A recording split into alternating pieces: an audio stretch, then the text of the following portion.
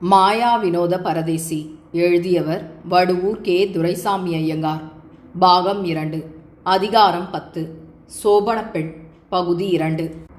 சோபனப்பெண் தனது புதிய ஆபரணங்களில் கோடி ரதிதேவிகளின் அழகுகளெல்லாம் ஒன்று சேர்ந்தது போல தெய்வீகமான தோற்றத்தோடு இருக்கிறாள் என்பதை சற்று முன் வேலைக்காரியிடம் கேட்டு தெரிந்து கொண்ட மாசிலாமணி அத்தகைய மனமோகன சுந்தர வடிவத்தைக் கண்டு அவளால் கிடைக்கப் போகும் நிகரற்ற சுகத்தை அடைய வேண்டுமென்று நினைத்து ஆவல் பெருந்தியினால் தகிக்கப்பட்டு அங்கே வந்தான். ஆதலால் அதற்கிணங்க ஒரே ஜோதியாக தனது கண்ணை பறித்து கொண்டு கட்டிலிற்கப்பால் போய் நின்ற சோபன பெண்ணை பார்க்கவே அவன் 2 நிமிஷ நேரம் மதிமயங்கி உணர்வு கலங்கி வைத்த விழி வைத்தபடியே நின்று, ஆகா, என்னுடைய பாக்கியமே பாக்கியம், இப்படிப்பட்ட மடமயிலை அணைக்க கிடைத்த என் தவமே தவம். ரமாமணி இவளுடைய காலில் ஒட்டிய தூசிக்கும் இணையாக மாட்டாள். அவளுடைய உடம்பு இருகலாகவும் கை கால்களெல்லாம் கரணை கரணையாக உருண்டு திரண்டு தந்தத்தில் கடைந்து எடுக்கப்பட்டவை போலவும் இருப்பது தனித்தனியான ஒரு அழகாக இருந்தாலும் மொத்தத்தில் அவளுடைய தோற்றம் இவளுடைய தோற்றத்தைப் போல இவ்வளவு அதிகமாக மனசை கவரவில்லை. இவளுடைய கை கால்கள் முதலிய ஒவ்வொரு அங்கமும் அவளுடையது போலவே உருட்சி திரட்சியாகவும் தந்தத்தில் கடைந்தெடுக்கப்பட்டவை போலவும் இருந்தாலும் அவளை காட்டிலும் இவள் சிறிது அதிக உயரமாக இருப்பதால் இவளுடைய தோற்றம் கொடி போல் இருக்கிறது. பெண்கள் இப்படி இருப்பதுதான் அழகு. குழந்தைகளை வாரி எடுத்து அணைத்துக் கொள்வது போல அவ்வளவு சுலபத்தில் எடுத்து மார்போடு அணைத்துக் கொள்ளும்படி ஸ்திரீகள் பலுவில்லாமலும் லேசாகவும் இருக்க வேண்டும். அவளது முகமோ பரந்த வடிவமானது. அமிதமான புத்திசாலித்தனமும் குறும்புத்தனமும் அந்த முகத்தில் வழிகின்றன. இவளுடைய முகமோ மணிப்புராவின் முகம் போல சாத்வீகத்தையும் உத்தம லட்சணங்களையும் காட்டுகிறது. அவளது தோற்றம் மூர்க்கமான ஆசாபாசங்களை வெளிப்படையாக காட்டுவதோடு சமயங்களில் அவள் மகா கொடுமையான கோபம் முதலிய துர்குணங்களை காட்டக்கூடியவள் என்பது நன்றாக தெரிகிறது. இவளோ பரிபூரணமான கனிந்த இன்பம் நிறைந்த அமைப்பாய் இருப்பதோடு அடக்கம், பணிவு, சாந்தம், உருக்கம் முதலிய குணங்களின் அவதாரம் போல விளங்குகிறாள். இவ்வளவு சிலாக்கியமான குண விசேஷங்கள் அமைய பெற்ற இந்த அப்சர ஸ்ரீயோடு நான் 2 நாட்கள் கூடியிருந்த பின் இவளை விட்டு விடுவதற்கு எப்படி என் மனம் இடம் தரும்? ஒரு நாளும் அதற்கு என் மனம் இணங்காது. நான் ஒரு காரியம் செய்கிறேன். இவளை இங்கேயே ஒழித்து வைத்துவிட்டு ரமாமணியும் இடும்பன் சேர்வைக்காரனும் பட்டணத்திலிருந்து திரும்பி வந்தவுடனே இவளை கொண்டு போய் எங்கேயோ விட்டுவிட்டதாக ரமாமணியிடம் சொல்லிவிடுகிறேன். வேலைக்காரிகள், இடும்பன் சேர்வைக்காரன் முதலியோரும் அது போலவே சொல்லும்படி ஏற்பாடு செய்து விடுகிறேன். அது உண்மை என்று ரமாமணி நம்பி அவ்வளவோடு விட்டுவிடுவாள். அவளுடைய பகைமையை சம்பாதித்துக் கொள்வதும் உசிதமல்ல. ஏனென்றால் என்னுடைய குடும்ப ரகசியங்களில் பலவற்றை அவள் தெரிந்து கொண்டிருக்கிறாளாகையால் அவளால் கெடுதல் நேருவது நிச்சயம். ஆகையால் அவள் நம்பும்படி பொய் சொல்லிவிட்டு இவளை வெளியில் அனுப்பாமல் இங்கேயே வைத்துக் கொள்கிறேன் என்று தனக்குள் தீர்மானித்துக் கொண்டவனாய் பாதி மறைந்தும் பாதி வெளிப்பட்டும் நின்று கொண்டிருந்த பெண் வேஷத்தை பார்த்தபடி மகிழ்ச்சியும் பூரிப்பும் நிறைந்தவனாய் மெய் மறந்த நிலைமையில் நடந்து போய் முத்துக்கட்டிலின் மீது ஏறி உட்கார்ந்து கொண்டு அவளை பார்த்தபடி மெதுவாக கனைத்து கொண்டான். அதற்கு முன் பேசி பழகாத புதிய பெண்ணினிடம் தான் எப்படி பேசுவது என்பதை அறியாமல் அவன் மிகுந்த லஜ்ஜையினால் வதைக்கப்பட்டவனாய் 5 நிமிஷ நேரம் தான் என்ன செய்வதென்பதை அறியாமல் தத்தளித்திருந்தான். அவன் மறுபடியும் 2 தரம் கனைத்து கொண்டு சிறிது துணிவடைந்து தழுதழுத்த குரலில் பேசத் தொடங்கினான். பெண்ணே, ஏன் அங்கே போய் அப்படி வரைந்து கொண்டு நிற்கிறாய்? உனக்காக அமைக்கப்பட்டிருக்கும் இந்த சிம்மாசனத்தில் நீ வந்து உட்கார்வதற்கு தடை என்ன என்று கொஞ்சலாக கூறினான். அந்த வார்த்தைகளை கேட்ட போலி சோபன பெண் வாய் திறந்து மறுமொழி கூற வெட்கினவள் போல நடித்து சகிக்க ஒண்ணாத நாணமும் அச்சமும் கொண்டு தவிப்பவள் போல தனது கைகளையும் கால்களையும் உடம்பையும் நெளித்து தனது கடைக்கண் பார்வையால் அச்சத்தோடு அவனை பார்ப்பதும் கீழே குனிவதுமாய் நின்றான். அதை கண்ட மாசிலாமணி அவள் நல்ல உத்தம ஜாதி ஸ்திரீ ஆதலால் நிரம்பவும் கூச்சமடைந்து தத்தளித்து நிற்கிறாள் என்று நினைத்து கொண்டு அவளது மனத்தை தைரியப்படுத்த எண்ணி முன்னிலும் பன்மடங்கு அதிகரித்த வாஞ்சை ததும்பிய நயமான குரலில் உருக்கமாக பேசத் தொடங்கினான். பெண்ணே, உன்னுடைய பெயர் என்னதென்பது கூட தெரியவில்லையே. தெரிந்திருந்தால் அதை சொல்லியாவது பிரியமாக உன்னை கூப்பிடலாம்.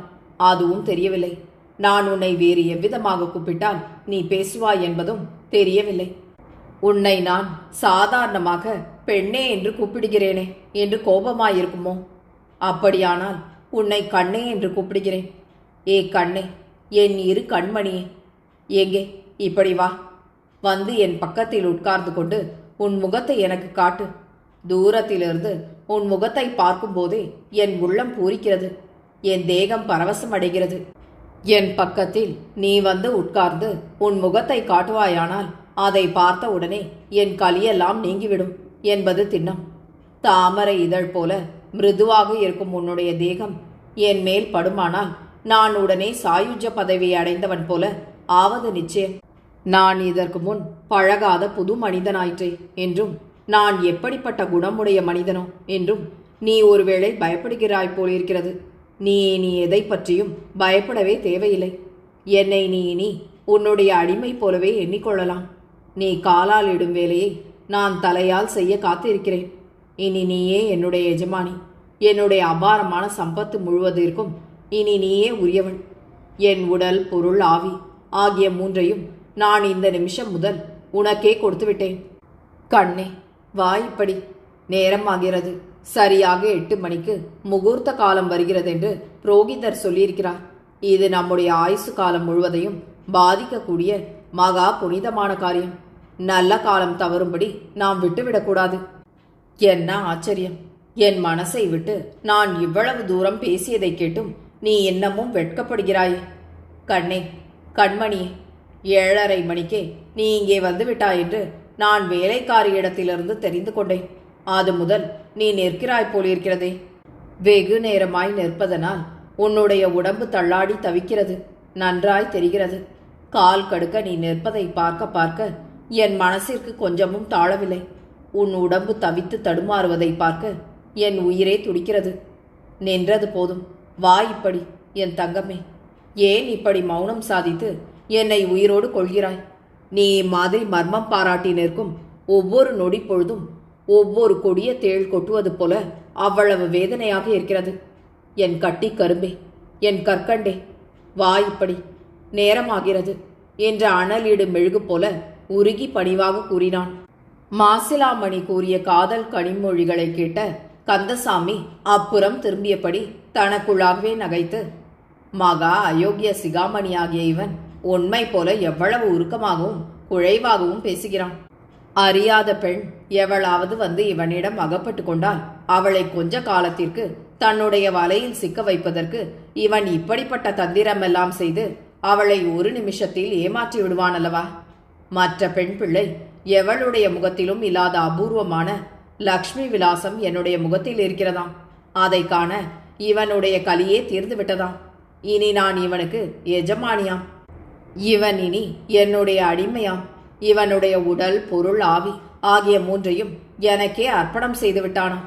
பேஷ் பேஷ், நன்றாக இருக்கிறது இவனுடைய சாகசம்.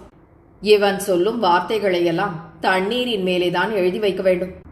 எட்டாவிட்டால் காலை பிடி, எட்டினால் குடுமியை பிடி என்று சுலோகம் சொல்வார்கள். அதுபோல இவனுடைய பிரியப்படி இணங்கி வருகிற வரையில் இவன் அடிமைதான். அதன் பிறகலவா இவனுடைய உண்மையான சுயரூபம் வெளிப்படும். இன்றைய இரவு முழுவதும் இவன் இப்படித்தான் பிதற்றுவான். பொழுது விடுவதற்குள் இவனுடைய புத்தியும் வார்த்தைகளும் மாறிப்போய்விடும். நாளைய தினம் இரவில் இவன் வேண்டாவிற்பாக இந்த அறைக்கு வருவான். அதற்கடுத்த நாள் இவனை கூப்பிடுவதற்கு சோபன பெண் ஒரு ஆளை அனுப்ப வேண்டும். அதற்கடுத்த நாள் இவன், இது என்னடா சனியன், தொலைய மாட்டேன் என்கிறதே என்பான். அதற்கடுத்த நாள் அடியிலும் உதையிலும் இறங்குவான். அதற்கடுத்த நாள் பெண்ணை அவளுடைய பிறந்த வீட்டிற்கு அனுப்ப வண்டி தயாரித்து விடுவான்.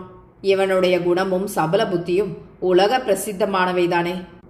இன்று கரும்பு, நாளைய தினம் இரும்பு, 3ஆம் நாள் வேம்பு, அதற்கடுத்த நாள் பாம்பு, அதுக்கு அடுத்த நாள் வந்த வழி திரும்பு என்று எண்ணும் மனப்போக்கையுடைய மனித பதர ஆகிய இவன் ஸ்திரீகளை ஏமாற்றும் விதம் நன்று நன்று. நான் அதிக நேரம் பேசாதிருந்தால் இவன் ஒருவேளை எழுந்து என்னிடம் வந்தாலும் வருவான். அதற்கு நாம் இடம் கொடுக்கக்கூடாது. இவன் பேசியதில் இன்னொரு விஷயமும் ஆச்சரியமாக இருக்கிறது. இவன் பட்டாபிராம பிள்ளையின் மகளாகிய மனோன்மணி அம்மாளின் மேல் ஆசை கொண்டு ஆட்களை அனுப்பி அவளை அபகரித்து வர செய்தான் என்பது வேலைக்காரியின் சொல்லிலிருந்து நன்றாக தெரிந்தது. அவர்கள் ஆள் மாறாட்டமாக என்னை எடுத்து வந்து விட்டதாக நான் எண்ணினேன். நான் மனோன்மணி அம்மாள் போலவே வேலைக்காரியிடம் நடித்தேன். அதையெல்லாம் அவள் இவனிடம் போய் தெரிவித்திருப்பாள் என்பது நிச்சயம். அதன் பிறகு நான் மனோன்மணி அம்மாள்தான் என்ற நம்பிக்கையின் மேலே இவன் கல்யாண சடங்கையும் நடத்தினான். காரியம் அவ்வளவு தூரம் நடந்திருக்க இப்போது இவன் என்னுடைய பெயர் இன்னதென்பது தெரியவில்லை என்று சொல்ல வேண்டிய காரணம் என்ன? விளங்கவில்லை. நான் மனோன்மணி அல்ல என்பதை இவன் ஒருவேளை அதற்கு பிறகு தெரிந்து கொண்டிருப்பானோ என்னவோ தெரியவில்லை.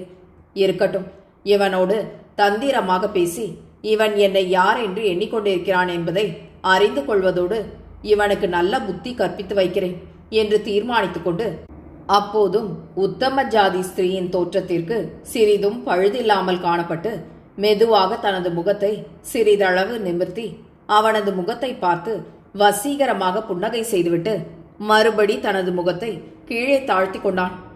அவ்வாறு அவன் மையடர்ந்த தனது கூரிய கருவிழிகளால் பார்த்த மகா அழகான இனிய பார்வை மாசிலாமணியின் மனத்தை மயக்கி உணர்வை கலக்கி ஹிருதயத்திற்குள் ஊடுருவி பாய்ந்து அவனது உயிரை பருகிவிட்டு திரும்பி வந்தது. அவனது உள்ளம் பாகாய் உருகியது. வார்த்தைகள் குழறி போயின. காம விகாரம் தலைக்கேறி உச்சி மயிரை பிடித்து இழுத்தது. ஆயினும் தான் எழுந்து போய் அவளை கட்டிலிருக்க அழைத்து கொண்டு வரவேண்டும் என்ற துணிவு மாத்திரம் அவனது மனத்தில் உண்டாகவில்லை. தான் இன்னதை செய்வதென்பதை அறியாமல் மறுபடியும் துணிவடைந்து, கண்ணு, என்னை பார்த்துவிட்டு ஏன் அப்படியே நின்று கொண்டு என்னவோ யோசிக்கிறாய்? நான் அங்கே வந்து உன்னை அழைத்து கொண்டு வரவில்லை என்று கோபித்து கொண்டு நிற்கிறாயா? இன்னும் எவ்வளவு நேரம்தான் நீ வெட்கப்பட்டு கொண்டு தூரவே நிற்கப் போகிறாய்? உன் மனசார சம்பந்தப்பட்டு என்னை நீ கட்டிக்கொண்டாய். இன்று சோபன முகூர்த்தம் நடத்துவதற்கும் நீ எதுவரையில் இணங்கியிருந்தாய். அதற்காக இப்போது 7:30 மணி முதல் இங்கே வந்து நிற்கிறாய். அதையெல்லாம் பார்த்தால் என் மேல் உனக்கு பூர்த்தியான பிரியம் ஏற்பட்டிருக்கிறது என்பது நன்றாக தெரிகிறது. அப்படியிருந்தும் யாரோ அந்நிய மனிதனை கண்டு பயந்து அருவருப்போடு தூர விலகி நிற்பவள் போல எங்கேயோ போய் மூலையில் நின்று கொண்டிருக்கிறாயே, இது உனக்கு நியாயம்தானா? உன்னை நினைத்து நினைத்து என் பிராணன் எப்படி துடிக்கிறது என்பதை நீ கொஞ்சமாவது உணரவில்லை? அல்லது உணர்ந்துதான் என் மேல் இரக்கம் கொள்ளாமல் இப்படி நிற்கிறாயா? உன் மனம் என்ன கல்லினாலானதா? கண்ணே, நேரமாகிறது. முகூர்த்த காலம் தவறிவிடும் போலிருக்கிறது. என் மனம் படும் பாட்டை கண்டு இறங்கி நீ வராவிட்டாலும் முகூர்த்த காலம் தவறி போகக்கூடாது என்ற நம்மவருடைய நீட்டித்த உண்மையை கருதியாவது நீ வரக்கூடாதா? நின்றது போதும், வா பெண்ணே. உன்னுடைய பெயரை கூட நீ இன்னமும் தெரிவிக்க மாட்டேன் என்கிறாயே என்றான். போலி பெண் கட்டில் அண்டை வர உத்தேசிக்கிறவள் போலவும் ஆனால் வெட்கத்தினால் பின்னடைகிறவள் போலவும் நடித்து தனது கால்களை எடுத்து முன்னும் பின்னுமாக வைத்த வண்ணம் முன்னிலும் பன்மடங்கு அதிக இனிமையாக அவனை நோக்கி புன்னகை செய்து கீழே குடிந்து நாணி கோணி தனது குரலை கீச்சு குரலாக மாற்றி இனிமையான குரலில் பேசத் தொடங்கினான். இந்த அடிமையின் மேல் அபாரமான பிரியம் வைத்து எவ்வளவோ பிரயாசைப்பட்டு என்னை கொடார்ந்து வைத்திருக்கும் தாங்கள் என்னுடைய பெயரை இன்னமும் தெரிந்து கொள்ளவில்லை என்றால் அதை யார் நம்புவார்கள் என்று நிரம்பவும் பணிவாகவும் கொஞ்சலாகவும் மழலையாகவும் கூறினான். அவளது குரலின் இனிமையையும் அவள் நடந்து கொண்ட பணிவான மாதிரியையும் அவளது சொல்லின் நயத்தையும் உணர்ந்து கட்டில் அடங்கா மகிழ்ச்சியும் பூரிப்பும் அடைந்த மாசிலாமணி, கண்ணே, உன்னிடத்தில் நான் பொய் பேசுவேனா? உன்னுடைய பெயர் எனக்கு தெரிந்திருந்தால் அதை நான் இந்நேரம் 1000 தரம் சொல்லியிருப்பேனே. பஞ்சாட்சரம், அஷ்டாட்சரம் முதலிய மந்திரங்களை சொல்லி ஜபித்தால் மனசில் இன்பம் ஊறும் என்று பைத்தியக்காரர்கள் சொல்லிக் கொண்டு திரிகிறார்களே. உன்னுடைய பெயரை சொல்லி ஜபித்து கொண்டே இருந்தால் உண்மையில் பேரின்பம் மனசில் சுரக்கும் என்பதில் சந்தேகமே இல்லை. மனிதருடைய சகலமான ஆசையையும் பூர்த்தி செய்து அவர்களுக்கு பேரின்ப சுகத்தின் தன்மையை காட்டக்கூடிய பேசும் தெய்வம் நீயே என்றாலும் அது முற்றிலும் பொருந்தும். அப்படி உன்னுடைய பெயர் இன்னதென்பதை தெரிந்திருந்தால் நான் இந்நேரம் சும்மா இருப்பேனா? பிரமாணமாக சொல்கிறேன், எனக்கு உன்னுடைய பெயர் தெரியவே தெரியாது என்றான். அதை கேட்ட போலி மணப்பெண், பட்டணத்தில் என்னை கண்டு தாங்கள் ஆசைப்பட்டு என் தகப்பனாருக்கு தெரியாமல் ஆட்களை விட்டு எடுத்து வந்திருப்பதாகவும் என் பெயர் மனோன்மணி அம்மாள் என்றும் தாங்கள் சொல்ல அவள் தெரிந்து கொண்டதாக என்னிடம் வேலைக்காரி சொன்னாளே. தங்களுக்கு என் பெயர் தெரியாதென்றால் அந்த விவரத்தை அவள் எப்படி சொன்னாள் என்றாள். மாசிலாமணி புன்னகை செய்து, நான் சொல்வதற்கும் வேலைக்காரி சொன்னதற்கும் வித்தியாசம் இருக்கிறது என்பதுதான் உண்மை. அப்படி வித்தியாசம் ஏற்பட்டதை நீதான் சரியானபடி திருத்த வேண்டும். வேலைக்காரி அப்போது தவறாக சொன்ன காலத்திலேயே நீ அது தப்பென்று திருத்தி இருக்க வேண்டும். அப்படி செய்யாமல் நீ அதுவே உண்மை என்று ஒப்புக்கொள்பவள் போல பேசாமல் இருந்துவிட்டாய். இப்போது என்னிடத்திலாவது நீ உண்மையை சொல்ல வேண்டுமல்லவா என்றான். போலி மணப்பெண் சிறிது தயங்கி, அப்படியானால் வேலைக்காரி சொன்னது பொய் என்று இப்போது தெரிந்து போய்விட்டது போலிருக்கிறது. வேலைக்காரி என்னிடம் சொன்னபோதே அவளிடம் நான் உண்மையை சொல்ல எத்தனித்தேன். ஆனால் அதை தாங்கள் நிஜம் என்று நம்ப மாட்டீர்கள் என்ற பயம் என் மனசில் உண்டானதாகையால் நான் சும்மா இருந்துவிட்டேன். ஏனென்றால் சென்னப்பட்டணத்தில் இருக்கும் கலெக்டருடைய மகளை எடுத்து வரும்படி நீங்கள் ஆட்களை அனுப்பி இவ்வளவு தூரம் பிரயாசைப்பட்டிருக்கையில் தங்கள் மனம் ஏமாற்றமடையக்கூடாது என்பது என்னுடைய எண்ணம். ஏனென்றால் அந்த ஏமாற்றத்தினால் தாங்கள் ஒருவேளை கடுமையான கோபம் கொண்டு அதை அனாதையான என்மேல் காட்டி என்னை உபதிரவிக்கப் போகிறீர்களே என்ற எண்ணத்தினால் கிளிக்கொண்டு நடப்பது நடக்கட்டும் என்று நினைத்து சும்மா இருந்தேன். தாங்கள் எந்த பெண்ணின் மேல் ஆசை கொண்டீர்களோ அவள் வேறு ஒருத்தி என்பதையும் நான் வேறு ஒருத்தி என்பதையும் தாங்கள் தெரிந்து கொண்டிருக்கிறீர்கள் என்பது தாங்கள் பேசுவதிலிருந்து நன்றாக விளங்குகிறது. தாங்கள் ஆட்களை விட்டு அக்கிரமமாக அபகரித்து வரும்படி தங்களுடைய மனசில் அப்படிப்பட்ட விபரீதமான ஆசையை உண்டாக்கிய அந்த பெண்ணை தாங்கள் இவ்வளவு சுலபத்திலும் சீக்கிரத்திலும் மறந்து நான் இன்னாள் என்பதையே தெரிந்து கொள்ளாமல் என்னை உடனே கல்யாணம் செய்து கொண்டீர்களே, இது தர்மமாகுமா என்றாள். உடனே அதற்கு மாசிலாமணி, அந்த விஷயத்திலும் என்னை காட்டிலும் நீயே அதிகமான குற்றவாளி என்று நினைக்கிறேன். பட்டணத்தில் உள்ள கலெக்டருடைய பெண்ணான மனோன்மணி அம்மாளை கண்டு நான் ஆசை கொண்டது நிஜமே. ஆனால் என்னுடைய ஆட்கள் அவளை விட்டு தவறுதலாக உன்னை எடுத்துக்கொண்டு வந்து விட்டார்கள். அவர்கள் தவறு செய்து விட்டார்கள் என்பது நான் உன்னை கல்யாணம் செய்து கொண்ட பிறகே எனக்கு தெரிந்தது. ஆகையால் நான் உன்னை மனோன்மணி என்று நினைத்தே கல்யாணம் செய்து கொண்டேன். இன்றைய தினம் சென்னையிலிருந்து வந்த சமாச்சார பத்திரிகையை படித்த பிறகுதான் இவர்கள் ஆள் மாறாட்டமாக உன்னை எடுத்து வந்து விட்டார்கள் என்பதை அறிந்து கொண்டேன். ஆகையால் நான் செய்ததில் தவறு ஒன்றுமில்லை. வேலைக்காரி உன்னிடம் சொன்ன விவரத்தை கேட்டவுடனே நீ உண்மையை வெளியிட பயந்து பேசாமல் இருந்து விட்டாய் என்று சொன்னதை நான் ஒரு விதத்தில் ஒப்புக்கொண்டதாக நீ நினைத்து விடக்கூடாது. நீ எவ்வளவுதான் பயந்திருந்தாலும் நான் அந்த பெண்ணை கண்டு அவள் மேல் ஆசை கொண்டு அவளை கல்யாணம் செய்து கொள்ள வேண்டும் என்று அபகரித்து வந்து இருக்கிறேன் என்று வேலைக்காரி சொன்னாளே. கல்யாண விஷயம் பெரிய விஷயம் அல்லவா? உண்மையான வரலாற்றை வெளியிடாமல் இருந்தே நீ இந்த கல்யாணத்தை நிறைவேற்றிக் கொள்ளலாமா? நீ அழகும் நற்குணங்களும் வாய்ந்தவளாயிருக்கிறாய் என்பதை நான் நேரிலும் வேலைக்காரியின் மூலமாகவும் பின்னால் தெரிந்து கொண்டதனால் நான் என் மனசை ஒரு விதத்தில் சமாதானப்படுத்திக் கொண்டேன். நடந்து போன தவறை நான் இனி திருத்த முடியாதென்றும் இவளும் நமக்கு தகுந்தவளை என்றும் நினைத்து நான் அந்த ஏமாற்றத்தை அவ்வளவாக பொருட்படுத்தாமல் மறந்து அவள் மேல் நான் வைத்திருந்த ஆசையெல்லாம் உன்மேல் திருப்பினேன். உன்னுடைய யோக்கியதாம்சங்களை கண்ட பிறகு உன் விஷயத்தில் என் மனத்தில் அபாரமான வாஞ்சை சுரந்து போய்விட்டதாகையால் உன்னால் ஏற்பட்ட இந்த இரண்டாவது தவறை பற்றி உன்மேல் கடுமை காட்ட என் மனம் சம்மதிக்கவில்லை. பழம் நழுவி பாலில் விழுந்ததென்று சொல்லும் பழமொழியை நான் நினைத்து ஒரு விதத்தில் சந்தோஷம் அடைந்து உன்னையே என்னுடைய பெஞ்சாதியாக ஏற்றுக்கொள்ள தீர்மானித்து உன் பொருட்டு இத்தனை அலங்காரங்களையும் ஏற்பாடுகளையும் செய்திருக்கிறேன். இப்போதாவது உண்மை உனக்கு தெரிந்ததா? ஆகையால் இனியாவது நீ உன்னுடைய பெயரையும் நீ யார் என்ற விவரங்களையும் சொல்லலாம் அல்லவா என்று விசாரித்தான். வடுவூர் கே. துரைசாமி ஐயங்காரின் இந்த நாவலை உங்களுக்காக வாசித்தது நிமா மனோ.